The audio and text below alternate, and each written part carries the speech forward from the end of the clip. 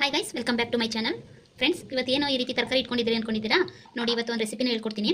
ಇದು ಪಾಲಕ್ ಸೊಪ್ಪು, ಈರುಳ್ಳಿ, ಹಸಿಮೆಣಸಿನ್ಕಾಯಿ, ಟೊಮೊಟೊ ಇಷ್ಟನ್ನು ಹಾಕಿ ಆಂಧ್ರ ಶೈಲಿ ಬೇಳೆ ಪಪ್ಪು ಮಾಡೋಣ ಅಂದ್ಕೊಂಡಿದ್ದೀನಿ. ನೋಡಿ, ಈ ರೀತಿ ಬೇಳೆನ ನೆನೆಸ್ಕೊಂಡಿದ್ದೀನಿ, ಹೆಸರು ಬೇಳೆ ಮತ್ತು ತೆಗರಿ ಬೇಳೆನ. ನೀವು ಬೇಕು ಅಂದರೆ ಬರೀ ತೆಗರಿ ಬೇಳೆನೂ ಸಹ ಹಾಕ್ಬೋದು. ಇಷ್ಟನ್ನು ನಾವೀಗ ಕುಕ್ಕರ್ಗೆ ಹಾಕಿ ಚೆನ್ನಾಗಿ ಬೇಯಿಸ್ಕೊಳ್ಳೋಣ ಬನ್ನಿ. ಫಸ್ಟು ಗ್ಯಾಸನ್ನು ಹಚ್ಕೊಂಡು ಒಂದು ಕುಕ್ಕರನ್ನು ಇಟ್ಕೊಳ್ಳೋಣ. ನೋಡಿ, ಇದಕ್ಕೇನೆ ಟೊಮೊಟೊ, ಹಸಿಮೆಣಸಿನ್ಕಾಯಿ, ಈರುಳ್ಳಿ,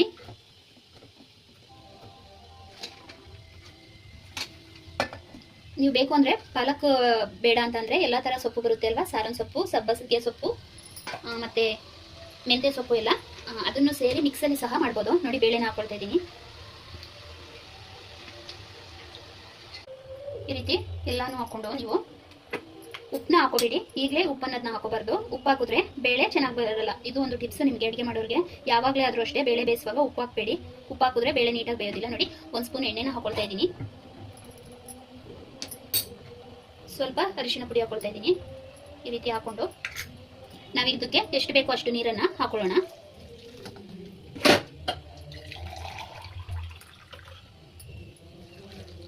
ನೋಡಿ, ಈ ರೀತಿ ನೀರನ್ನ ಹಾಕ್ಬಿಟ್ಟು ನೀಟಾಗಿ ಒಂದ್ಸಲ ಮಿಕ್ಸ್ ಮಾಡ್ಕೋಬೇಕೀಗ.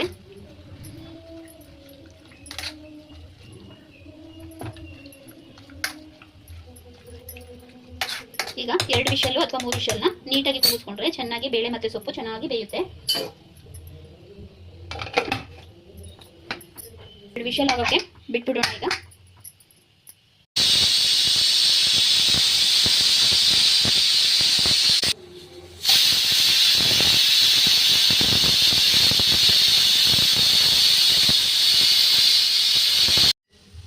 ಮೂರು ವಿಷಲ್ ಆಗಿದೆ,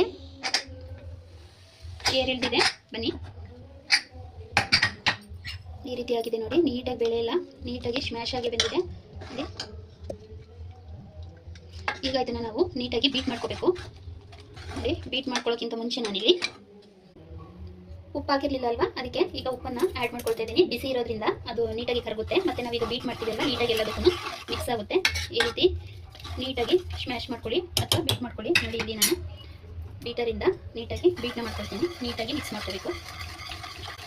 ಪಪ್ಪು ಗಟ್ಟಿಯಾಗಬೇಕು ಅಂತಂದರೆ ಜಾಸ್ತಿ ಬೇಳೆನ ಹಾಕ್ಕೊಂಡು ನೀಟಾಗಿ 4 ವಿಷಲ್ನ ಹಾಕಿಸ್ಕೊಂಡು ನೀಟಾಗಿ ಬೀಟ್ ಮಾಡಿ ಗಟ್ಟಿಯಾಗಿ ಚೆನ್ನಾಗಿ ಬರುತ್ತೆ.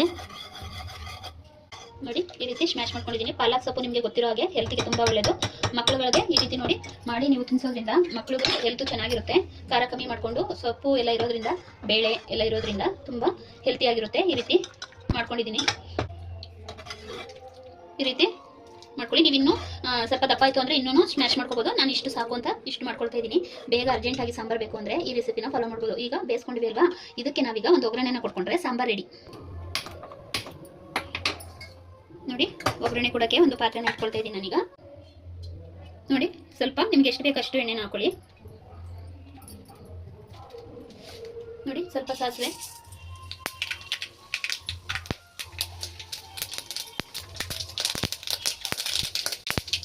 ನೋಡಿ ಜೀರಿಗೆನ ಹಾಕೊಳ್ತಾ ಇದ್ದೀನಿ, ಬ್ಯಾಡಗಿ ಮೆಣಸಿನ್ಕಾಯಿ 2, ಸ್ವಲ್ಪ ಕರಿಬೇವಿನ ಸೊಪ್ಪು,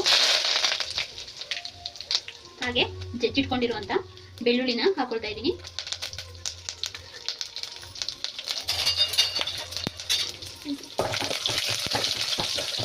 ಘಮ ಘಮ ಅಂತ ಇದೆ ಫ್ರೆಂಡ್ಸ್. ಜೀರಿಗೆ, ಬೆಳ್ಳುಳ್ಳಿ ಎಲ್ಲಾದ್ರೂ ಘಮ, ತುಂಬ ಘಮ ಘಮ ಅಂತ ಬರ್ತಾ ಇದೆ.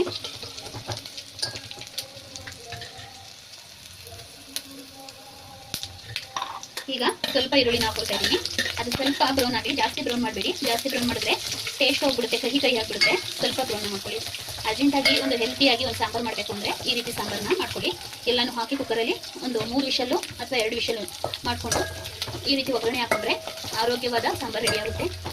ಯಾವುದೇ ಖಾರ ಹಾಕಬೇಕು ಅನ್ನೋಂಗಿಲ್ಲ, ಖಾರ ರುಬ್ಬಬೇಕು ಅನ್ನೋಂಗಿಲ್ಲ, ಮಸಾಲೆ ಏನು ಬೇಡ, ಹೆಲ್ತಿಯಾಗಿರುತ್ತೆ. ನೀವು ಒಂದ್ಸಲ ಟ್ರೈ ಮಾಡಿ ನೋಡಿ. ನೋಡಿ, ಈಗ ಬ್ರೌನ್ ಆಗಿದೆ, ಸಾಕು ಇಷ್ಟು. ಜಾಸ್ತಿ ಬ್ರೌನ್ ಮಾಡೋಕೆ ಹೋದರೆ ಕಹಿ ಆಗುತ್ತೆ. ಈಗ ಸಾಂಬಾರು ಒಳಗಡೆ ಇದನ್ನು ಹಾಕಿಬಿಡೋಣ.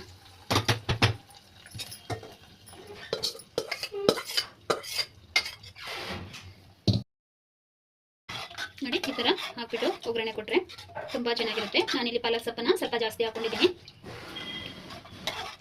ಇಷ್ಟೇ ಫ್ರೆಂಡ್ಸ್, ಇದನ್ನ ನಾವು ರೈಸ್ ಹಾಗೂ ಚಪಾತಿ ಜೊತೆ ತಿಂದರೆ ತುಂಬ ಚೆನ್ನಾಗಿರುತ್ತೆ, ಹಾಗೆ ಹೆಲ್ದಿಯಾಗೂ ಇರುತ್ತೆ. ನೀವು ಇನ್ನೂ ಸ್ವಲ್ಪ ಸ್ಮ್ಯಾಶ್ ಆಗಲಿ ಅಂದರೆ ಇನ್ನೂ ಒಂದು 2 ವಿಷಲ್ನ ಹಾಕೊಂಡ್ರೆ ನೀಟಾಗಿ ಎಲ್ಲ ಸಣ್ಣಗಾಗುತ್ತೆ, ಮಕ್ಕಳು ತಿನ್ಸೋಕ್ಕೂ ಚೆನ್ನಾಗಿರುತ್ತೆ. ಟ್ರೈ ಮಾಡಿ ನೋಡಿ ಒಂದ್ಸಲ. ಬಿಸಿ ಬಿಸಿ ಅನ್ನಕ್ಕೆ ತುಪ್ಪ ಹಾಕೊಂಡು ತಿಂದರೆ ಟೇಸ್ಟಿಯಾಗಿರುತ್ತೆ. ನೋಡಿ, ಸ್ವಲ್ಪ ಕೊತ್ತಂಬರಿ ಸೊಪ್ಪನ್ನು ಹಾಕ್ತಿದ್ದೀನಿ. ಕೊತ್ತಂಬರಿ ಸೊಪ್ಪನ್ನು ನೀವು ಒಗ್ಗರಣೆ ಮಾಡುವಾಗಲೂ ಬೇಕು ಅಂದರೆ ಹಾಕೋಬೋದು. ನಾನು ಕೊನೆಯಲ್ಲಿ ಹಾಕ್ತಾ ಇದ್ದೀನಿ. ನೋಡಿ, ನೀಟಾಗಿ ಆಗಿದೆ ಸಾಂಬಾರು.